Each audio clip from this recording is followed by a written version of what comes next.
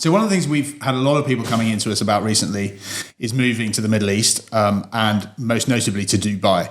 Laura, you've spoken to a lot of people who are contemplating that move. Perhaps you could run through some of the things that people who are thinking about it should really be focused on.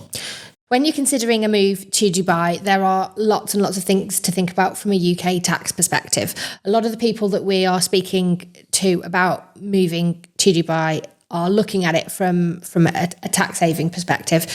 And I guess that's because they're like, there's no income tax and there's no capital gains tax. I mean, it is very good from a personal tax perspective. Exactly.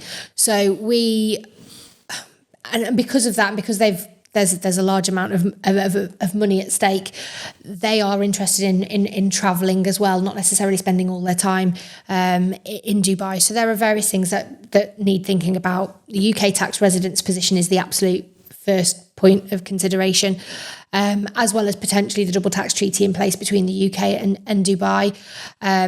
Then I suppose thinking about the setup, we're speaking to a lot of entrepreneurs at the moment who have their own businesses.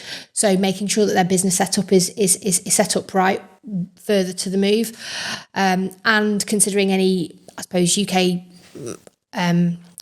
I say trailing income, but ongoing income that they're going to be receiving year on year, as well as there are various anti-avoidance rules so that you can't just up and leave the UK in 1 year and come back again the next time. Come back the next and kind of go, woohoo, I don't have to pay tax on anything. So there's a lot to consider, and as well as, I suppose, your ongoing compliance requirements, whether tax returns still need to be filed or whether you can just tell HMRC, okay, I'm off, see you later. But one of the things that's interesting, right, is that the whole temporary non-resident stuff is something that makes a difference. So people should always be aware that, yes, you can leave, but if you're leaving to shield assets that you have in the UK, leaving is 5 years leaving. It's not just pop out for 1 year, come back the following. Exactly. So there's quite a...